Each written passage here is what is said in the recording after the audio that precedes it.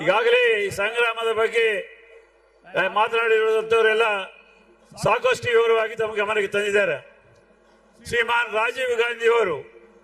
ನಮ್ಮ ಗ್ರಾಮ ಪಂಚಾಯಿತಿಗಳಿಗೆ ಎಲ್ಲ ವರ್ಗದ ಜನರಿಗೆ ಅವಕಾಶ ಕಲ್ಪಿಸಬೇಕಂತ ಮಾಡಿ ಇವತ್ತು ಕಾರ್ಯಕ್ರಮ ಮಾಡಿದ ಮುಖಾಂತರ ಗ್ರಾಮ ಪಂಚಾಯಿತಿಗಳಿಗೆ ಹೆಚ್ಚಿನ ಅನುಕೂಲ ಮಾಡುವಂತ ಒಂದು ಪ್ರಯತ್ನ ಮಾಡಿದರು. ಆ ಸಂದರ್ಭದಲ್ಲಿ ಮುಂದೆ ಬಂದಿರತಕ್ಕಂಥ ಮನಮೋಹನ್ ಸಿಂಗ್ ಅವರು ಶ್ರೀಮತಿ ಸೋನಿಯಾ ಗಾಂಧಿ ಅವರ ಪ್ರಯತ್ನದಿಂದ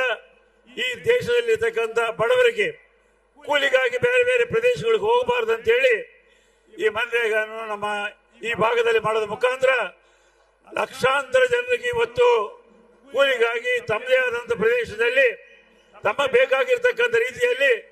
ಇವತ್ತು ಈ ಕಾರ್ಯಕ್ರಮ ಇಲ್ಲಿವರೆಗೂ 20 ವರ್ಷದಿಂದ ಸತತವಾಗಿ ನಡೆದು ಬಂದಿದೆ. ಇಂಥ ಉತ್ತಮವಾದಂತಹ ಕಾರ್ಯಕ್ರಮವನ್ನು ಕೇವಲ ಕಾಂಗ್ರೆಸ್ ಪಕ್ಷ